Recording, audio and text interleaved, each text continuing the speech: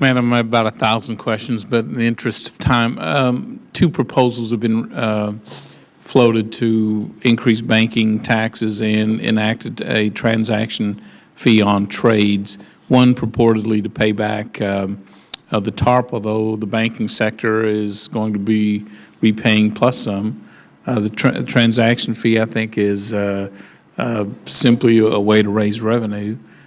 Your views on those taxes? And the banking one seems to be almost a global effort to increase taxes on banks that have international relationships and connections. Your view? Well, first on the tax on transactions, the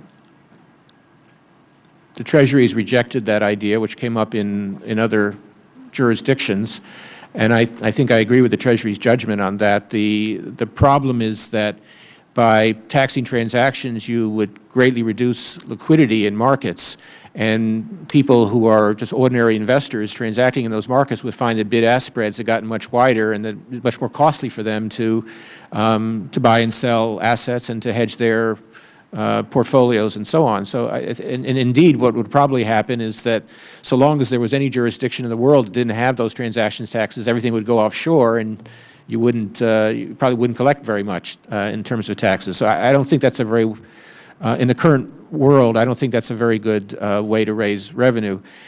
The fee on financial institutions, it is basically a tax, and as such, it's up to Congress to decide whether it wants to raise revenue through taxing large financial institutions. I think the only observation I would make there is that it should be structured, if you do it, it should be structured in a way that doesn't create unnecessary problems. So, for example, one of the original ideas was to tax based on leverage, but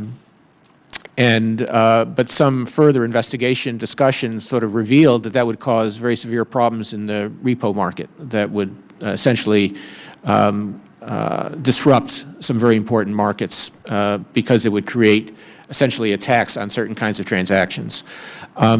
So there are other ways to create the tax base if that's the way you want to go. And so my only advice there is if Congress decides that you want to raise revenue through that particular method, and you can justify it just as a general revenue measure as well as a repayment, if you wish, that you do it in a way that minimizes the disruptive implications for the markets. Final point, real quick question. You know, SEC aside, I do think there's merit in allowing banks to set aside a greater capital reserves during good economic times to be able to make it through the tougher times. Spain uses a model that provides that, seems to have done in the banking sector fairly well in the recovery financial, just like in pensions, where the IRS takes a dim view of companies setting aside too much reserves during good times, seeing it as tax evasion. Is there merit in Congress specifically addressing the issue of banks being able to put aside more reserves during good times, you know, regardless necessarily of maybe setting aside per category versus per specific loans in order to build up those reserves for times like this? I don't know whether it's best handled by Congress or by the regulators, but the basic idea I certainly agree with, which is that a lot of the reserve policy was governed by the desire to avoid income smoothing and those kinds of things. And as a result, the main purpose of reserves, which is to protect against losses, was lost. And there was not enough reserving done in advance of the crisis. So I'm very much in favor, and I think the world is coming around to the view that banks should be allowed to reserve not only for known losses, but for, you know, yet unknown, but nevertheless predictable losses that they will face in the future.